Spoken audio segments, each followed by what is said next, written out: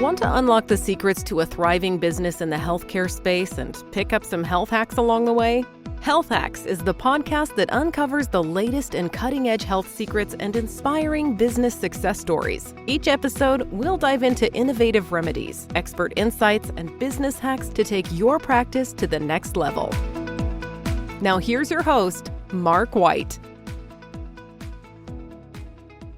So this is Mark White with Health Hacks. And today I'm super excited to have Brad Kearns on the show.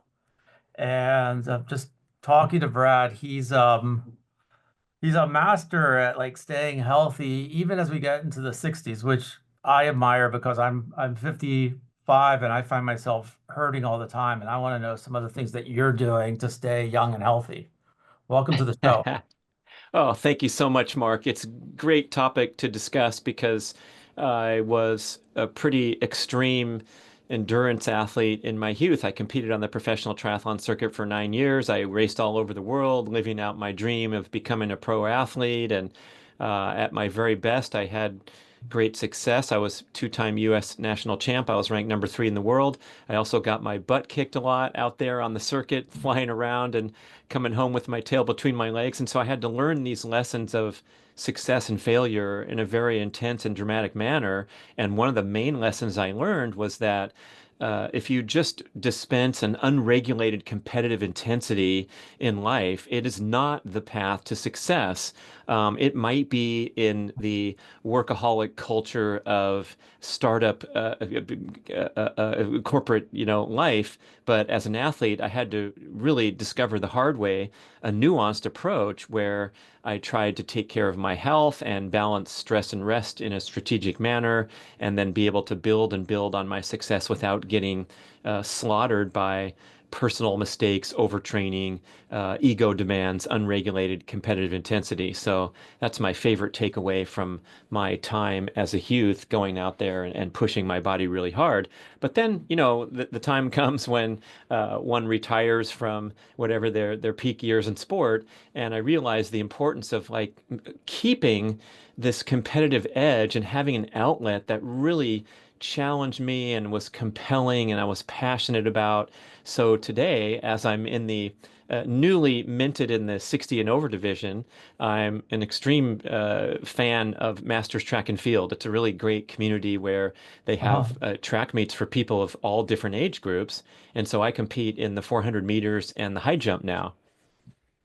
So, well, I mean, that's really impressive. You were a world-ranked pro triathlete. So when you were in your 20s, you were very competitive in your 20s, early 30s, and you've always stayed competitive. You're now in your 60s, but if you're looking and what advice would you give, I guess, 25-year-old Brad Kearns back then? Like, if you can go back in time and tell 25-year-old Brad Kearns something, what would you tell him?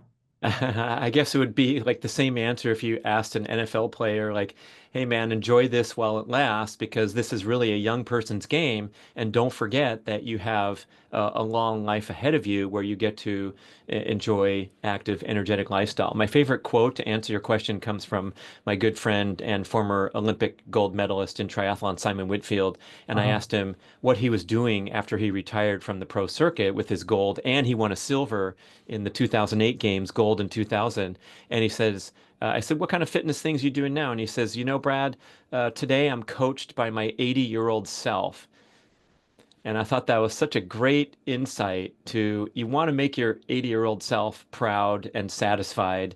And if your 80-year-old self is shaking his head going, what are you doing out there, dummy? You're pushing your body too hard, and you know that your knees hurt and you're going to need a knee replacement when you're 80. So that is the tip of the day, that whatever we're doing at whatever age, we really want to play that long game.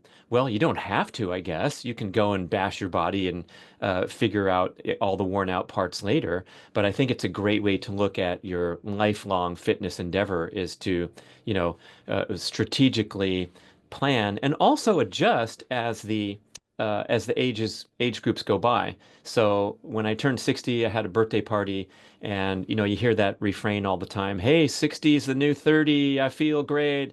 And I said, that's kind of silly and overused right now. And so I made this poster, and the title was 60 is the new 60. And what I mean by that is like, you better respect the crap out of your chronological age and do some strategic planning rather than just flippantly, use these sayings to think that you can defy the reality that, the body needs to adjust over time and have a more strategic approach to fitness. I can't do the things that I used to, nor do I want to. So now I want to be the best I can be at 60. What advice is 85-year-old Brad giving you today? Like, what's he telling you Oh, to do that's a over good the one, next 20 Mark. years? I mean, my thing that I'm struggling with now is I still have tremendous competitive passion and I want to do really well and I'm willing to do the hard work and I love going out there to the track and pushing my body and having my hands on my knees just like in the old days trying to catch my breath. But you have to be really careful of injuries, especially at this age and really at any age, because injury is such a setback Hmm. and it's a sign of a flawed approach. So unless you have an acute injury where you step off the pickleball court and turn your ankle, but otherwise, injuries in the sports world, everyone can go and look at their overall state of mobility, flexibility, and how much time we spend on preparation.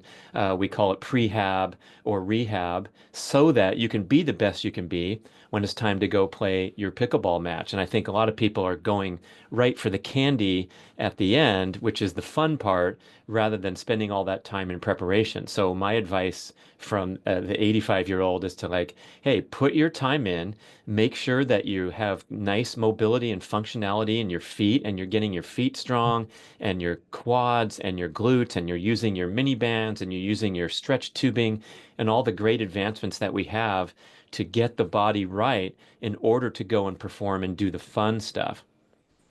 So he's telling you to put in the time. Don't try to wing it. You're not 25 years old. You don't have the flexibility you did then. So he's telling you to put in the prep work before you go out and hit it. Yeah, and that can be really fun too. And I'm enjoying kind of an immersion into all aspects of fitness, especially as I describe going from that extreme endurance athlete to what I'm trying to do now. I'm trying to get better at the high jump, Mark. So it's a very, very complex event where you're transferring, the rotational force from the ground into the air. It's Mhm. called angular momentum, where you have to convert that horizontal speed into vertical power. And so it takes tremendous technique as well as resiliency to basically run at a high speed and then jam on the brakes and fly over the bar. So it's demanding a lot of fitness attributes that I contend are directly associated with longevity, such as balance, such as power, explosiveness, the things that we lose at an accelerated rate as we age. And in contrast, there's a lot of people in the endurance community that are just shuffling along year after year, and they're still able to go for a long time and maybe even run a marathon or finish a triathlon. They just go slower and slower throughout the years. But if you take a step back and realize cardiovascular fitness, the ability to go out there and exercise for a long period of time, is a tiny little pie slice in the overall big picture Mhm. of what it means to achieve full body functional fitness for longevity. So we have a critical obligation to hone that power, that explosiveness, that balance, so that we don't succumb to, for example, the number one cause of demise and death in Americans over age 65 is falling and the associated adverse health consequences. Doesn't mean people are dying from falls left and right, but if you fall and break a hip and then Uh-huh. you're bedridden and you're too weak to get up, eventually you're going to have a really accelerated decline and you might die of pneumonia because you were stuck in bed for too long. So I think preventing falling is all about maintaining that anaerobic muscle power to catch your step if you do take a misstep, or to heal quickly because you have good musculature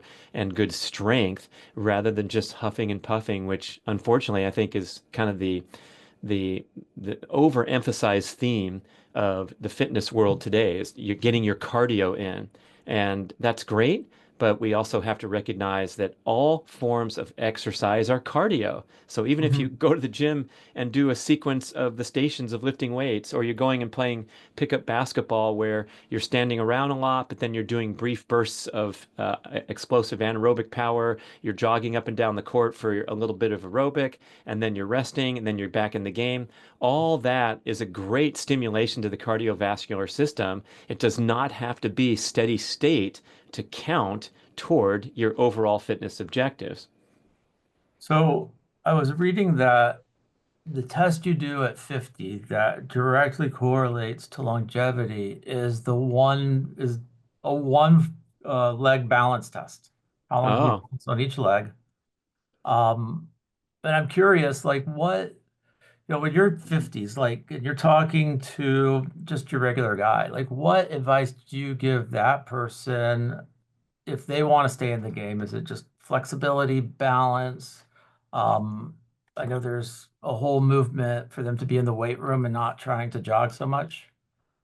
yeah, You, I think that's a great starting point is, to build that foundation of muscular strength by putting your body under resistance load. And you can do that in the gym with the machines or the free weights. I have a pair of stretch tubing hanging from a pull-up bar right off camera here, and those are $45 on Amazon, and you can pull and stretch these things and get a fantastic upper body workout. So we need to, take the complexity down of what it means to be fit and realize that just sprinkling in these little simple challenges throughout the day can help us become really fit and really strong. I'm talking about like a staircase. I have a rule in my house that anytime I ascend the staircase throughout the day, I kind of hustle up it. I do fast feet, like a little uh, sprinting drill. And so the stairs is an opportunity for a fitness experience if I have to go upstairs and get another pack of post-it notes out of the drawer in the closet. And this type of mentality where you don't make this big elaborate ordeal where, oh, I have to drive across town and park in the parking lot and then come in and check in and get a towel and wait for my turn on the weight machine. That's where I think we get off track from just leading an active, energetic lifestyle. so you recently wrote a book, Born to Walk, and I think the like when you're after over 50, I think also like the conventional wisdom is just move. It's not go out and break records. It's not run. It's just get off your sofa and do something. But like that born to walk kind of attacks this conventional wisdom of go running, go break the record. Like what convinced you that um to go out and write the book? Like what was your emphasis behind that? Oh, thanks. So Mark Sisson and I have been writing books for a long time and promoting the primal or the ancestral lifestyle, a lot of times talking about diet and what it means to be uh, aligning with the human genetic expectations for fitness, which are a blend of moving around a lot at a comfortable pace, walking throughout the day, right? As well And as the strength 10,000 training and the steps, right? sprinting. Is that conventional wisdom of 10,000 steps? Is that something we just created or is that the right number? Oh, the 10,000 steps is a funny story behind that. It was completely um, fabricated by a Japanese pedometer company in an ad campaign in the 60s. And the Japanese character for 10,000 looks like the lower body of a walking person. And so that is the reason that we hear this 10,000 steps a day recommendation. It's not based on research. Now, there's a lot of great research showing a meta study that was from UCLA revealed that seniors who failed to get 4,000 steps a day had vastly worse brain function than another group who got 4,000 and plenty more than that. They had smaller brains. They had less long-term recall. They had poor organization and short-term memory processing just from being inactive. So we do have an obligation to accumulate a good step count every day, but I don't want people to get intimidated because 10,000 is a lot, man. It's like 5 miles. And so if we're not anywhere close to that in modern life, in America at least, there's some other countries that are closer. Australia and Switzerland are among the two highest ranked. And so their citizens get quite a few steps a day, getting up toward that 10,000. American average is pretty pathetic, like below 5,000. So it's just something to hopefully encourage you and keep you accountable because we have the devices that count, but certainly not to get discouraged if you only did 8,000 on a certain day. That's pretty fantastic when you think about, overall big picture. Yeah, so like you're thinking about like these hunter gatherers back then, they would spend their all day walking. They would go and hunt. Hopefully they would get a protein source or get some berries. Um, I believe the diet that well, what is the diet that you would recommend? What's the diet you use? What's as that diet um the same for a 50-year-old than it would be for a 25-year-old? Oh, sure. And since we don't have 2 hours to talk about it, I think what you just said is beautiful advice. Get your protein source and get your berries. That's, a great source of carbohydrate is fresh fruit with all the micronutrients and the other benefits. And then, an animal-based diet with sufficient protein is essentially the key to longevity and aging gracefully because we want to maintain muscle mass throughout life, and that entails putting protein as the centerpiece of the diet. And of course, going hand in hand with this is the recommendation to avoid all the processed foods that are destroying human health in modern times. So if you have a quick sound bite and say that meat and fruit are the centerpiece of a healthy human diet, if you disagree with me, that's fine. But we're talking about 2.5 million years of evolutionary anthropology in support of nutrient-rich animal protein being the centerpiece of the human diet. Yeah, so what, like when people age though, do you see a lot? Because you hear people on, they want to do paleo, keto, you hear all these little buzzwords behind it. Is it just simply stick to stuff that's organic, stick to stuff that, chase the aisles? Is there some sort of like conventional wisdom that you recommend to everyone? Yeah, I like how you pose that question because what we have, the deeper we get into this, is now we come into the overload of information where it gets confusing, frustrating, and maybe next week on Health Hacks, you're going to have the world's leading vegan expert who says brown rice and lentil soup is going to be your key to longevity, and here's all my research to support that. And so the average person, and I deal with a lot of average people, like friends, family members, people that aren't deeply immersed into health like I am, they want this quick soundbite. And if you're going to give one, the first one would be to clean up your act, because most of us, if we walk into your home and open up the cupboards and the fridge, there's a lot of horribly health destructive processed foods that are really the driving cause of the leading health problem on the planet today, which could be titled metabolic syndrome. That's the consequences of a nutrient deficient diet that's causing excess insulin production, type 2 diabetes, obesity, cancer, heart disease. And so if you just clean up your act and navigate toward foods that you enjoy that are close to their natural state, and again, prioritizing the best sources of protein, which are the clean sources of animal protein, you're going to be a big winner. Even if you like to indulge once in a while, and I talk a lot about on my podcasts where, sometimes we'll get in the car and drive across town and meet up with friends at the gourmet handmade ice cream store to enjoy a treat. Now, what I'm consuming there is cream, which is a good source of saturated fat, and sugar, which is burned in the cell for energy when you exercise and move around, and the brain needs glucose every day. So I'm not destroying my health by slamming some really delicious ice cream once in a while as a celebratory treat. Now, if you look at a shopping list and it says Ben and Jerry's every single week, and you're not exercising that much, and you sit around a lot, and you slam a lot of processed, mass-produced treats like that, that's a whole different story. So a sensible conversation about food is, enjoy your meal times.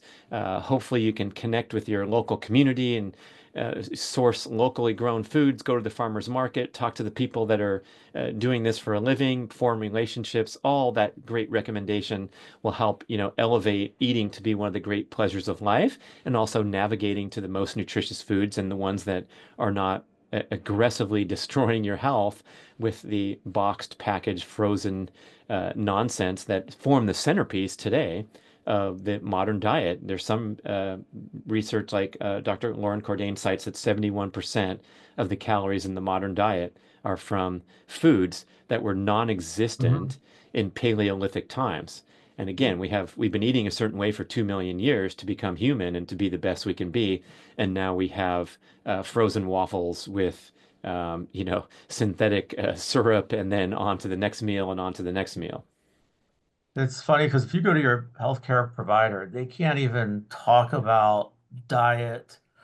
They're not, the FDA doesn't really crack down on some of the crap that you're getting at your grocery store. Yet at the same time, you see them, like when you turn on your TV, you see the semaglutides and the heavy people dancing around saying, go to your doctor and take your weekly GLP shot. Like, what do you feel about that? Like, what's your, Well, we're looking for shortcuts all the time as humans, and that's our basic nature, is to try to figure out the easy way through life in every way. And sometimes we become our own worst enemy, and we've noticed that today because we no longer have to exert energy to fuel ourselves, which is also a centerpiece of primal living. Was we had to walk 3 to 7 miles a day, and we had to hunt, and we had to fail sometimes and go for extended fasting and then succeed the next time. So now when we can click a button and have the food delivered to our door and hijack the dopamine pathways throughout life to just pursue a series of instant gratification pleasures rather than pursue that rich and meaningful life that comes from persevering through struggle, now we have some issues at hand to say, like, hey, how do I want to live my life? Do I want to be inactive and addicted to screens, or do I want to strive for a balance where I get all the benefits of modern technology without letting it overwhelm and consume me and destroy my physical health as well as my mental health? you hear about and I love how you relate back to this paleo lifestyle because we would go out, we would walk all day or run, go do our activity to find our protein source. And then at night, you would have these social connections with family where we're talking. And what scares me now is like when I look at my family, or you go, like last night, I was at a restaurant with my wife, and I look over at the next table, and there was a family of four. They're all on their screens, and you don't see these real life connections. And I know that as we age, um, we all talk about like blue zones, and when you look at blue zones, you talk about how, or they talk about how social connection is probably the biggest predictor of longevity, being happily in a happy relationship, having good friends.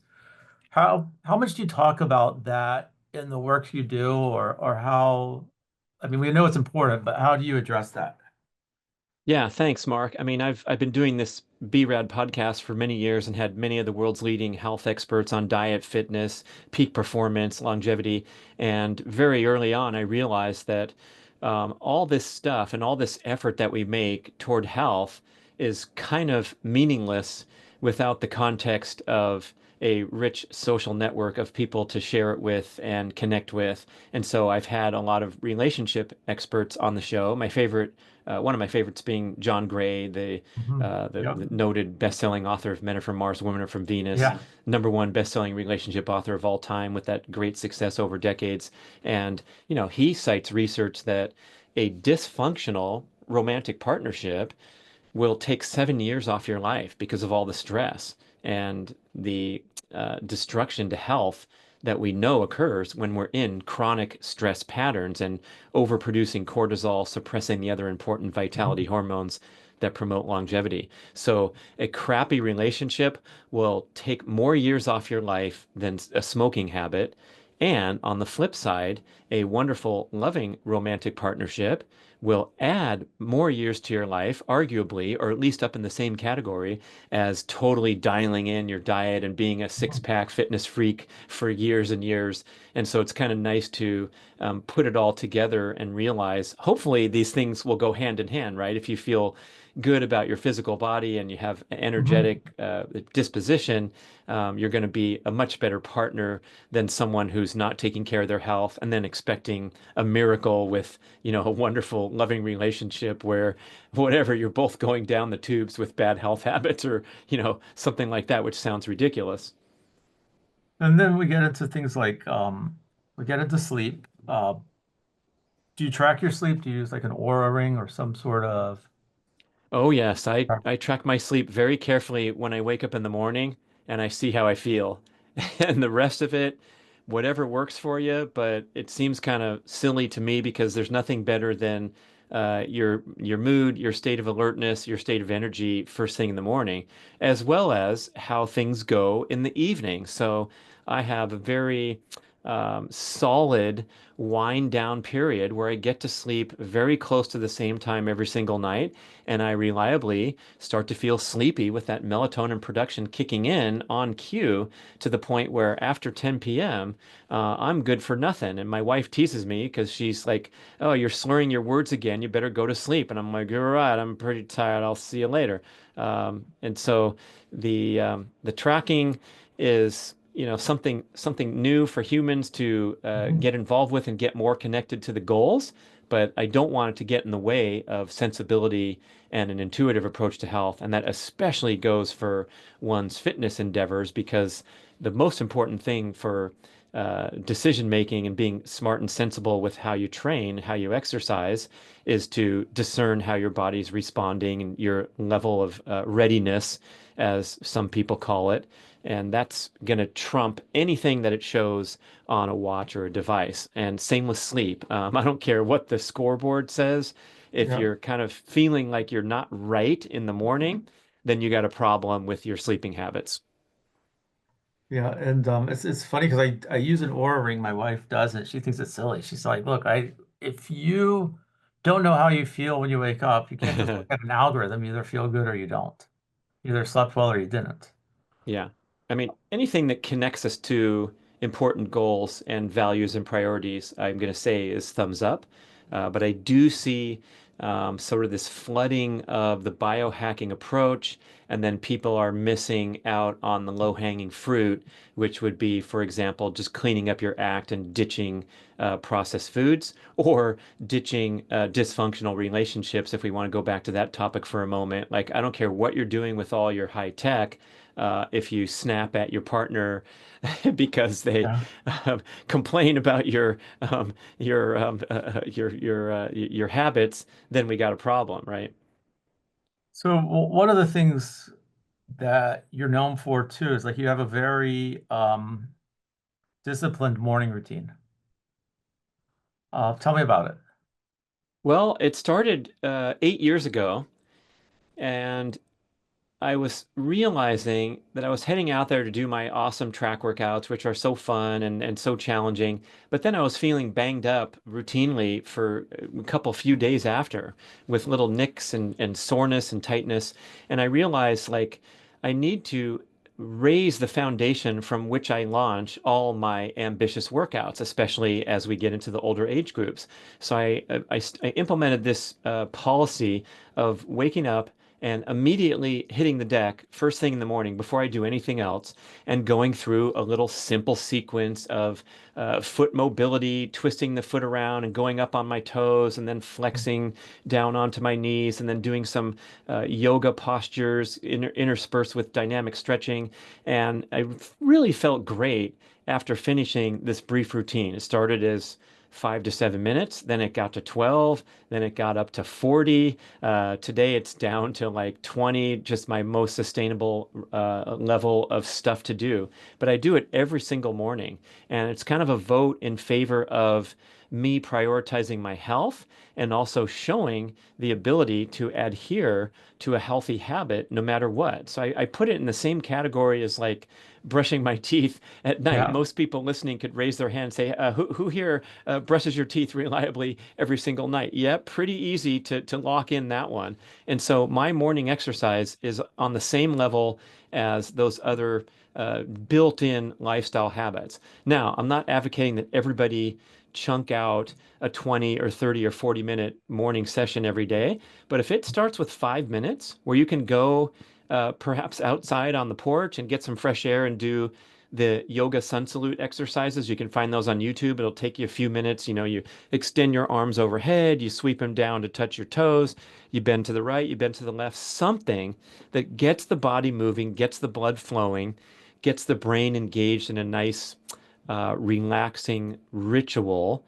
This will be a great improvement from what 84% of Americans do very first thing in the morning. Do you know what that is?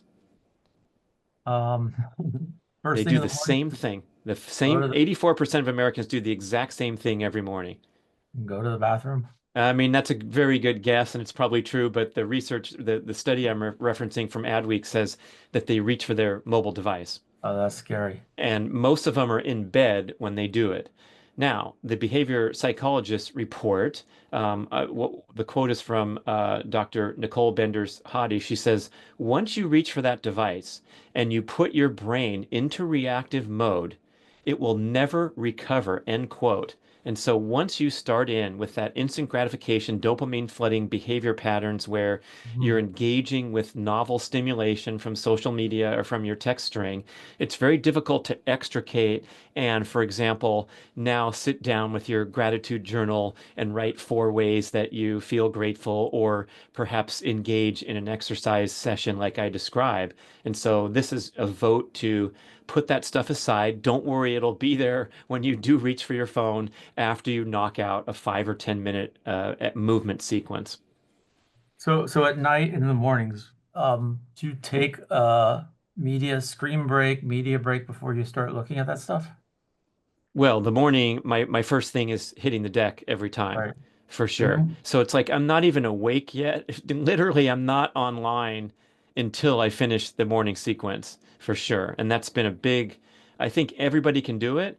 If it's 5 minutes right now, that's great. But don't worry. The world's going to go on without you, and everything's going to be fine. And then in the evening, the strong recommendation from all the sleep experts is try to disengage from the screen and have that final hour before Mhm. bed be calming, relaxing behaviors that are performed in low light. Arianna Huffington, her best-selling book Sleep Uh-huh. Revolution, talks about taking a bath and then preparing for bed. Sean Stevenson, best-selling author of Sleep Smarter, he has like 31 tips that you can implement to help improve your sleep habits. And so many of them are in the environment, the patterns, setting up a calming, simple bedroom that doesn't have like Mhm. piles of clutter in the corner because that affects your brain and provokes a stress response, and just doing something that's simple and sensible. I like to take my dog out for a final few minutes of outdoor activity before bed.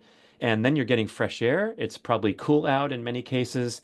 And when you return to the home, you're more ready for bed because got a little bit of fresh air and evening light.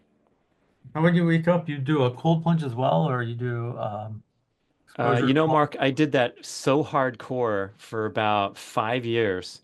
I did my morning exercise and then I'd go jump in the tub. And I was working up to a longer duration. And pretty soon I could do 5 minutes at temperatures of 38 to 40 degrees.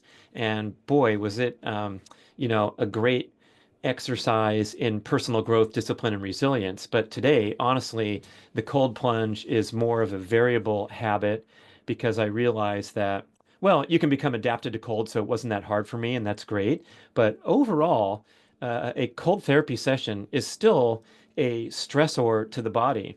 And it's a positive stressor that brings about this great health response of anti-inflammatory and mood elevating and testosterone boosting, but it still has to go in that same category of all the other stressors that you engage in life. So, for example, if I'm going to go and do a sprint workout on a certain morning, I don't necessarily need to pair that with an additional stressor of a cold plunge. Instead, what I might do is finish the sprint workout, come back, and put my legs in for a couple minutes and get those benefits of post exercise. Soaking the legs in cold has been a long time practice among athletes, and that'll kind of help reduce the inflammation. But it's not the same as like a full body immersion for 5 minutes, where it's kind of like a sprint workout in that way that it's prompting these stress responses. Have you ever had a major injury where you were out of it for 6 months, a year, where you couldn't do any exercise? I've had some pretty long duration setbacks in my recent sprinting endeavors, where one of them was an Achilles injury that required a minor surgery by the end. And so the rehab afterward, I missed the competitive season, but I was still able to exercise in different ways. So I think most everybody can do something for their health, even when they're injured. My mentor in Masters Track and Field, Cynthia Monteleone, world champion in the women's 400 meters, she just had a really traumatic knee injury, torn ACL and torn meniscus from a pole vaulting accident. And you can watch her on her Instagram doing things like pull-ups with her injured leg, Uh-huh. stabilized in a strap, and then doing bench press and then doing curls. And she's still getting after it, even though she's awaiting surgery. And it's pretty inspirational to realize that there's always something you can do for your fitness, even if it's not your favorite thing and you're off the pickleball court for a while with your shoulder surgery. Okay, we'll get in the gym and start doing some leg press or whatever. Yeah, no, I've been a runner my whole life. And Oh, about 6 months ago, I started having problems with my back and leg, and it turned out like I had osteoarthritis in my right hip. So they were telling me I needed a hip replacement. I shouldn't run, but I love running. oof. So I've had stem cells injected into my hip about 6 weeks ago. Wow. And I'm hoping that it'll take, but I think like mentally, because this was the first time, and I'm 55, but this is the first Yeah. time I've had a major health challenge. I've been healthy my whole life, and it's the first time where I'm looking at myself and saying, you know what, you're just getting older. And it's hard. And I think when I look at you, one, you're an inspiration because you're like doing amazing. Like I'm looking at that picture of you behind there, doing the high jump with that explosiveness, and I'm thinking, God, I'd just love to go running again for 2 or 3 miles. Mm, Um, and I think, it's motivational. I don't know what advice you 85-year-old Mark would give 55-year-old Mark, or maybe 85-year-old Brad, or 60-something-year-old Brad can give me some advice right now, but how would you advise me? yeah, that's a tough one because it is so frustrating to be laid up and looking at, perhaps a pretty serious situation. And so I think this is when we really have to exert our patience and realize that um, let's hope you're jogging or doing whatever you love at 85, and missing the chunk from 55 to 56, or having to adapt your routine for a while Mhm. is a small price to pay. And I think, time flies when you find some other way to, um, you know, uh, uh, put your energy out, like I described with Cynthia. So maybe you're going to take the next 6 months and get super strong with upper body Mhm. exercises that don't involve the hip. And what's also interesting is like when you're exercising and working hard, the blood's flowing throughout the Yeah. body. And so you're giving that hip nurturing, healing Uh-huh. properties by going and lifting weights with your upper body. It's definitely inspirational. It's when a doctor tells you, like, oh, you can give up running, that'll make the pain go away, don't ski anymore. I'm thinking to myself, that's not how I want to live my life. I want to stay active and young for the rest of my life. Yeah, I mean the doctors. Uh, I'm from a medical family. My father was a doctor. My sister's a doctor. My uncle, my cousin, and it's wonderful to have the most advanced medical care in the world here today in the United States. But the medical system is there for disease care, Uh-huh. and they're not experts in wellness or healing or peak Hmm. performance.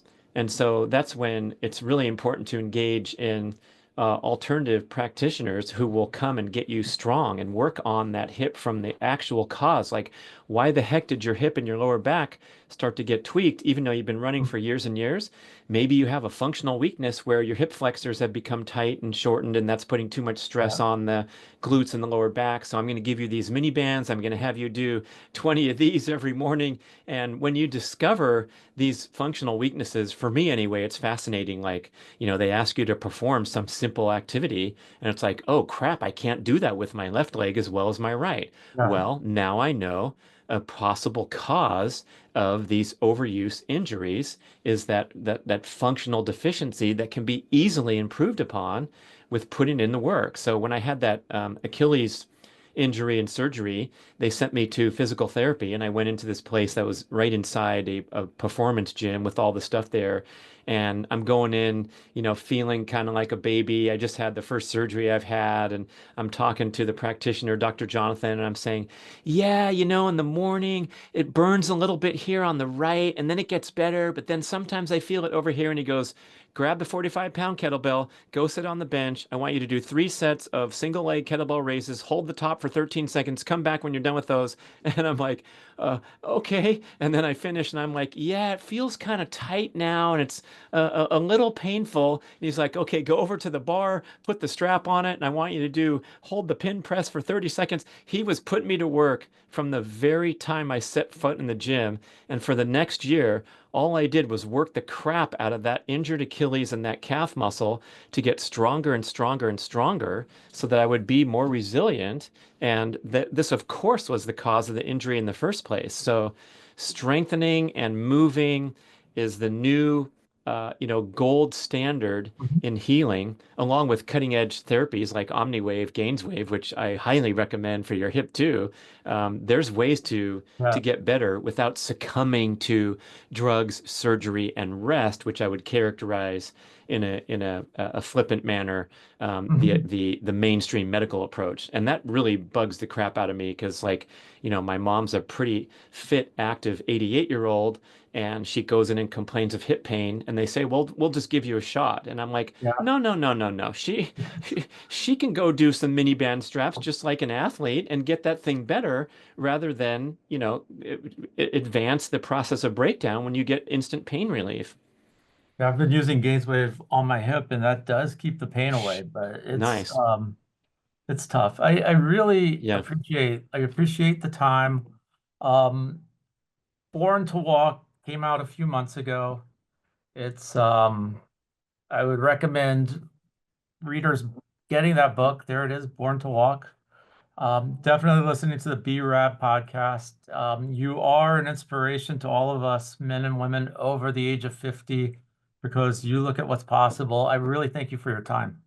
Thank you very much, Mark. It's great to be on the show and keep up the great work with doing that relaunch. I'm so excited to see OmniWave take charge and the benefits of, the shockwave therapy for injuries. I think it's phenomenal, and it's great to see it come, more and more to the mainstream.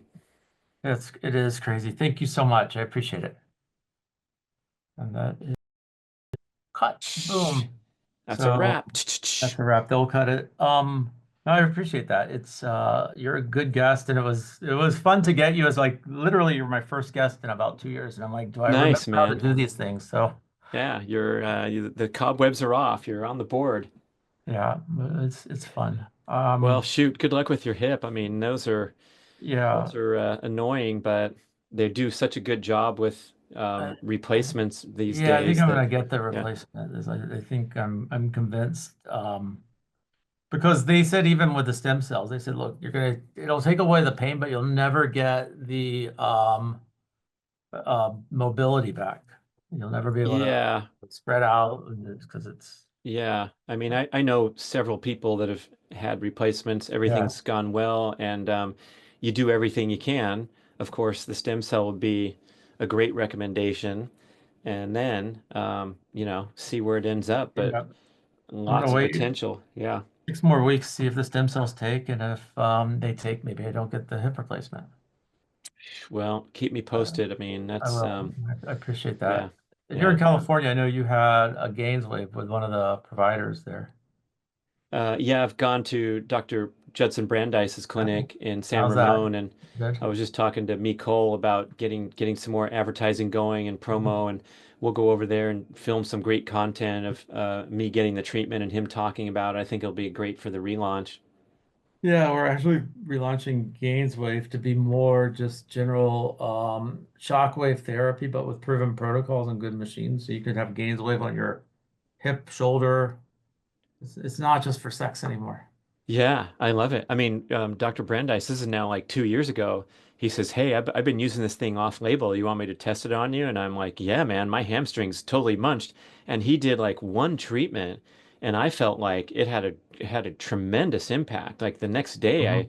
I called him up and I said, "Man, my range of motion is better. The pain that I wake up with is gone." So it does definitely lights things up. I just had one on my foot yesterday from. It was the Focus Shockwave, but it wasn't a Gainsway provider. It was, a guy just I found in town because my What, foot's been bugging what me. what kind of device was it, you know? Oh shoot, I saw the name of it, but uh, he was describing the difference between Oh, radial yeah. and focused. Yeah, So it was a, electro yeah, hydraulic, maybe like stem wave, soft wave, yeah. physio wave, Um, dual lift stores. All these yeah, different ones. So OmniWave is like an electro-hydraulic focused, and I'm playing with other different devices. I think every regenerative clinic is going to have these as standard of care soon. So I'm wow, passionate yeah. about it. I mean, it's pretty good opportunity. I'm sure you guys are excited now because um, it was pretty affordable. I mean, I would try stem cells in my leg, or even the PRP is now Yeah. whether they're quoting $700 for one injection of PRP. I'm like, Yeah. I'll get 7 treatments with the with Gainsway before that. Yeah. Yeah, Anyways, great talking to you. yeah. Thanks, Mark. I really appreciate it. I'll let you know. I'll follow up with Lou and with Nicole, and we'll let you know when this is out. Awesome. Thank you Thanks so a lot. much. Good luck with everything. I'll look forward to working with you to promote too. Thanks. Take care. Have a good day. You've been listening to Health Hacks with your host, Mark White. Make sure you subscribe to Health Hacks wherever you get your podcasts.